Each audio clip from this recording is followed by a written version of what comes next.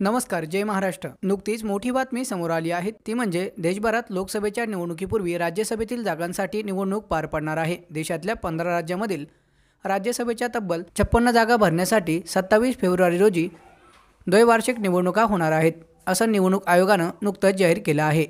त्यामुळे राजकीय वर्तुळात एकच खळबळ उडाली असून सर्वच राजकीय पक्षांनी निवडणुकीची तयारी सुरू केली आहे।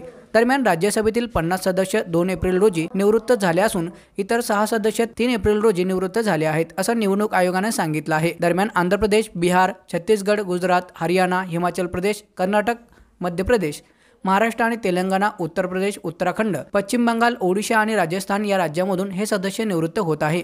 त्यामुळे येत्या 27 फेब्रुवारी रोजी या लोकसभेच्या जागांवरती निवडणुका होणार असल्याचं निवडणूक आयोगानं जाहीर केलं आहे। दरम्यान विविध राज्यातील पक्षीय संख्याबळानुसार या जागांवरती सदस्य विजयी होत असतात।